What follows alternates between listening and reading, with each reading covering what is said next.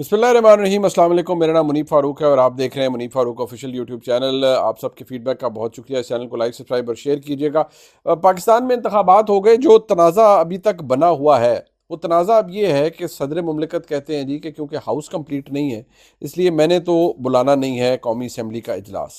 अब वो ये बात करते हुए कहते हैं कि जी मेरे पास ये इख्तियार है, वज़ीर आज़म ने मुझे समरी भिजवाई है, मैं 15 दिन से रोक सकता हूँ। जबकि आर्टिकल 91(2) ये कहता है कि 21 दिन के अंदर जिस दिन इंतखाबात हों उससे 21 दिन के अंदर अंदर असम्बली का इजलास मतलब बुलाना चाहिए और फिर उसके बाद पहले स्पीकर, डिप्टी स्पीकर और उसके बाद प्राइम मिनिस्टर का या फिर फॉर दैट मैटर किसी सूबाई असम्बली में चीफ मिनिस्टर का इंतखाब होता है। लेकिन सदर मुमलिकत का कहना यह है कि क्योंकि सुन्नी इत्तेहाद काउंसिल की रिजर्व सीटों का फैसला नहीं हुआ लिहाजा प्राइम मिनिस्टर का इंतखाब नहीं हो सकता, स्पीकर डिप्टी स्पीकर का नहीं हो सकता। और जो उनके करीब करीब लोग हैं उन्होंने कहा है कि ये मामला जो सूबाई असम्बली के अंदर है वहाँ पर भी नहीं होना चाहिए। अब इसमें इशू क्या है? देखिए, जो कानूनी माहिरीन से गुफ्तगू हुई या जो बात मैं आपके सामने रखने चाह रहा हूँ, आर्टिकल 91 और उसमें 91(4) के अंदर बड़ा क्लियर लिखा है कि वज़ीर आज़म का इंतखाब कैसे होगा। वहाँ लिखा हुआ है majority of the total membership, यानी उस वक्त मेजॉरिटी जो मौजूद होगी टोटल मेंबरशिप की, अगर वो अददी अक्सरियत कोई भी एक कैंडिडेट ले जाता है यानी 169 की, तो वो वज़ीर आज़म मुंतखब हो सकता है। अब जो हुकूमती इत्तेहाद है पीपल्स पार्टी, PMLN और अगर हम MKM को साथ मिलाएं तो ये 208 209 के करीब बन जाते हैं। तो इसमें लगता ये है कि ये इंतखाब हो सकता है, लेकिन सदर मुमलिकत का मौक़िफ़ मुख्तलिफ है। अभी तो पाकिस्तान तहरीक इंसाफ ने यह भी प्लान किया है कि जब सदर का इंतखाब होगा तो उसके अंदर भी जो भी रास्ते में रुकावट डाली जा सकती है वो डाली जाएगी। अब इस सब को करने से इमरान खान साहब क्या पैगाम दे रहे हैं? इस सब को करने से इमरान खान साहब ये पैगाम दे रहे हैं बेसिकली कि भाई मेरे साथ अगर बात नहीं होगी तो मैं तो हर स्टेज पर हर जगह पर लड़ाई डालूंगा। मेरे साथ आप लोग जोर आजमाई करके देख लें लेकिन मैं किसी को छोड़ूंगा नहीं। ये उनका क्लियर कट मौक़िफ़ है। बेशक वो ये कहते हैं मेरी बात कराओ, मेरी सेटिंग हो जाए दोबारा इस्टेब्लिशमेंट से, और सेटिंग होते हुए टाइम भी नहीं लगता, लेकिन फ़िलहाल नहीं हो पा रही। अब जब नहीं हो पा रही तो फिर सारी बात है, वो कहते हैं कि मैं तो कोई ऑप्शन नहीं छोड़ूंगा। और मैंने कुछ दिन पहले आपको बताया था कि आपको अंदाज़ा होगा चंद दिनों के अंदर अंदर कि पाकिस्तान में तलखी या सख्ती और बढ़ेगी और मामलात ख़राब हो जाएंगे। या एक एक मेजर आपको नज़र आएगा कि ये जो हुकूमतें बनने के बाद एक मेजर ऑफेंसिव आपको फिर नज़र आएगा। अपोजिशन पर क्रैक डाउन हो सकता है, पाकिस्तान के मीडिया के ऊपर मज़ीद दबाव आ सकता है। ये मेरे ख़्याल में नज़र भी आ रहा है और ये हो भी सकता है। ये कोई इतनी हौसला अफजा या खुशाइंद बात तो नहीं है, ना ही इसको कोई सेलिब्रेट कर सकता है, लेकिन मैं बहैसियत सहाफ़ी या मेरी जगह कोई भी हो, हमारा काम है आप तक खबर पहुंचा देना। खबर हमने पहुंचा दी कि ये सब कुछ हो सकता है। अब मुस्लिम लीग नून पंजाब के अंदर हुकूमत बनाने जा रही है। मुस्लिम लीग नून की जो हुकूमत पंजाब के अंदर होगी, इसके अंदर ये बड़ा मुश्किल टास्क है। कहने को तो ठीक है जी, वजारत आला है, उसके अपने मज़े हैं, ये है, सब कुछ है, लेकिन एड़ी चोटी का जोर लगाना पड़ेगा, तब जाकर कोई मामलात दुरुस्त होंगे। वफाक के अंदर 1 साल तो कोई अच्छी खबरें नहीं हैं, तंगी और मसाइल ही हैं, और महंगाई का एक तूफ़ान है जिसको डील करना है हुकूमत ने।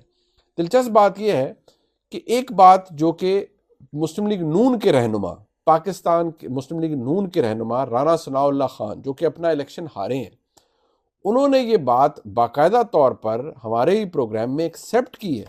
उन्होंने कहा है कि जनाब मैं हारा हूं क्योंकि मेरे खिलाफ वोट पड़ा है।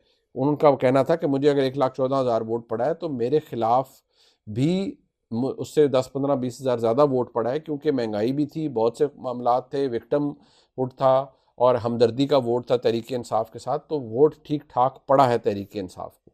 उन्होंने ये नहीं कहा कि कोई साजिश हुई है या मुझे साजिश के तहत हराया गया है, नहीं। सो ये बात तो बड़ी क्लियर है। और अगर हम इस मिसाल को देखें तो फिर इस बात में को तकवीत मिलती है कि पाकिस्तान तहरीक इंसाफ के वोटर ने अपनी पार्टी को वोट दिया है, बाहर निकल कर वोट दिया है। तो अगर कोई ये कहता है कि नहीं जी वो बस ऐसे ही वोट पड़ गया, सब कुछ हो गया, नहीं, यकमुश्त होकर, इकट्ठा होकर उन्होंने वोट डाला है। ये बेस्ट फेवर थी जो कि इमरान खान को मिल सकती थी अपने वोटर की जानिब से। हाँ, जो मैं हमेशा कहता हूँ, मैं अब कहूँगा बेचारा वोटर ही ख़राब हो रहा है, वही बेचारा मायूस है कि हमने वोट डाला लेकिन हुकूमत नहीं बन पाई। बहरहाल, अब ऐसी सूरत हाल में आगे क्या होगा? ऐसी सूरत हाल में आगे ये होगा कि अगर आपने लड़ाई लड़नी है तो फिर मामलात ख़राब होंगे, और मामलात किस तरह ख़राब होंगे उनके बारे में मैं ऑलरेडी आपको बता चुका हूँ। पाकिस्तान तहरीक इंसाफ की चेयरमैनशिप कोई क्यों नहीं लेना चाहता? मतलब लेना मतलब इस हिसाब से देखा जाए, बैरिस्टर गौहर साहब को हटा दिया गया, इमरान खान साहब ने पीछे कर दिया। अली ज़फ़र साहब खुद शायद इस रेस से ख़ुद को बाहर कर रहे हैं, हालांकि बड़े पढ़े लिखे और बड़े वेल कनेक्टेड इंसान हैं, गुफ्तगू भी अच्छी करते हैं। लेकिन मसला ये है कि इमरान खान साहब को वो शख्सियत चाहिए जो कि बेधड़क बोले, ऑफेंड करे लोगों को, और जहाँ दिल करे वहाँ पाँव भी दबा ले। अब मसला ये है कि तहरीक इंसाफ आज जिस अताब में है या जो मामलात हैं, इमरान खान साहब तो जेल के अंदर हैं, जो लोग बाहर हैं, वो क्या वो लड़ाइयाँ लड़ सकते हैं जो कि इमरान खान साहब की शुरू की हुई हैं? क्या अली ज़फ़र साहब वो लड़ाई लड़ सकते हैं? वो तो एक बड़े कामयाब वकील हैं, बेशक सेनेटर हैं पाकिस्तान तहरीक इंसाफ के, लेकिन क्या वो इस्टेब्लिशमेंट से वो लड़ाई लड़ने के लिए तैयार हैं? नहीं। ये लड़ाई गौहर खान साहब भी लड़ने के लिए तैयार नहीं है। उनको भी जब कहा जाता है कि देखिए जी आपने क्या गुफ्तगू हो रही है, क्या है ये लेटर लिखने वाली बात, तो वो भी बैकफुट पे चले जाते हैं। इसलिए क्योंकि कोई नहीं चाहता कि इस वक्त जाके लड़े, और अगर अमली सियासत में, इंतखाबी सियासत में, ताकत की यानी पावर पॉलिटिक्स में वापस आना है तो वो इस्टेब्लिशमेंट से लड़के नहीं आ सकता। अब मैं जब ये बात करता हूँ तो हमारे बहुत से लोगों को अजीब अजीब तरह के मसाइल लाक हो जाते हैं, कईयों को तकलीफ हो जाती है। मैं सिर्फ ये कहता हूँ भाई, PMLN, पीपल्स पार्टी, PTI, इनमें से कोई जमात ऐसी नहीं है जो ये नहीं चाहती कि हमारे साथ इस्टेब्लिशमेंट के अच्छे ताल्लुकात ना हो। हमारे मुल्क में जो मामला है वही बड़ा दिलचस्प है, और ये भी मैं राना सनाउल्लाह साहब को ही आपको बताऊंगा। राना सनाउल्लाह साहब से मैंने पूछा जी कि ये इत्तेहादी हुकूमत है, चल पाएगी आपकी? मतलब इसमें भी उसी तरह इमरान खान साहब की तरह का मौक़िफ़ है, एक मुरक्कब है, इत्तेहादी भरे होंगे, उधर PDM में भी इत्तेहादी भरे हुए थे। तो उन्होंने मुझे पहले तो बंदिश लगाई, उन्होंने कहा जी अगर आप इसकी तफसील में ना जाएं और सवाल दर सवाल ना करें तो फिर बस मैं इतना कहूँगा कि इत्तेहादी हुकूमत हो सिंपल मेजॉरिटी की या 2/3 मेजॉरिटी की, उसके चलने का या कामयाब होने का दारो मदार इस बात पर नहीं होता कि वो कितना अच्छा परफॉर्म कर रही है या उसके इत्तेहादी उसे तंग कर रहे हैं या नहीं, बल्कि और अवामिल पर होता है, यानी एस्टैब्लिशमेंट पर होता है। अब जब मैं ये बात करता हूँ तो हमारे दोस्तों को बुरा लगता है, लेकिन मैं कहता रहूँगा कि भाई यही हमारे मुल्क की ग्राउंड रियलिटी है।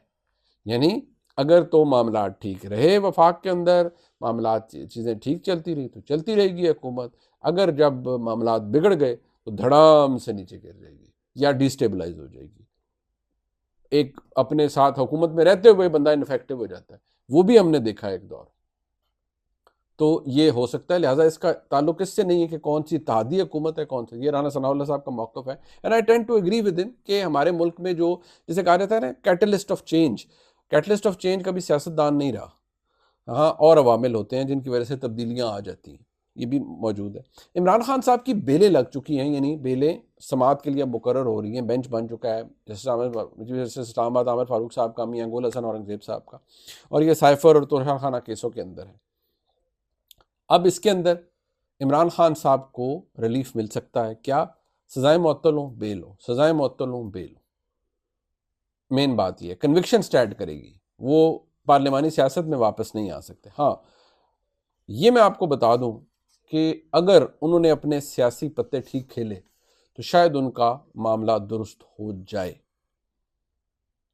लेकिन पता नहीं क्यों मुझे इस बात का मुझे अंदेशा है कि इमरान खान साहब अभी भी उस पोजीशन में खुद को समझे में लग रखे हुए हैं जहां पर वो किसी से कॉम्प्रोमाइज़ नहीं करना चाह रहे, और वो अभी भी लड़ाई लड़नी चाह रहे हैं। ये लड़ाई लड़ेंगे, लेकिन पता नहीं ये लड़ाई उन्हें फ़ायदेमंद उनके लिए होती है या नहीं होती, कम अज़ कम अभी तो नज़र नहीं आ रहा है। तहरीक इंसाफ के बहुत से ऐसे दोस्त हैं हमारे जिनसे बात हो, जब उनसे ऑफ द रिकॉर्ड भी गुफ्तगू होती है तो वो भी ये कहते हैं कि यार अब जितना लड़ना था हमने लड़ लिया, जो भी हालात हैं, बड़ी मेजॉरिटी अभी भी हमारे पास एक बड़ा साइजेबल नंबर है, अगर हमने यहाँ से आगे जाना है तो हमें अपनी पॉलिसी को तब्दील करना होगा। जबकि इमरान खान साहब के करीब जो लोग हैं वो कहते हैं नहीं, लड़ाई लड़नी है, डट के रहना है, और फिर अब हमने दिखाना है कि हमें वोट पड़ा है और इस्टेब्लिशमेंट की मर्ज़ी के ख़िलाफ़ पड़ा है, और बेसिकली ये वोट हमें नहीं पड़ा, ये इस्टेब्लिशमेंट के ख़िलाफ़ वोट पड़ा है, तो हमें अपने मौक़िफ़ पर डटे रहना है। अब ये सिर्फ वक्त बता सकता है कि दोनों साइड्स में से कौन जीतेगा, कौन आगे जाएगा। लेकिन मैं आपको एक बात बता दूं कि हमारे मुल्क में जो जो एक नॉर्मल सी है वो मुझे कम से कम अभी आते हुए नज़र नहीं आ रही। मैं ये बातें इसलिए क्लियर आपके सामने रख देता हूँ क्योंकि ये बातें मैटर ऑफ रिकॉर्ड है, ये कभी चीज़ें इधर उधर नहीं हो सकती। ये व्लॉग आपने देखा जी, इसे लाइक सब्सक्राइब और शेयर कीजिएगा। इंशाअल्लाह आपसे दोबारा बहुत जल्द मुलाकात होगी। खुदा हाफिज़।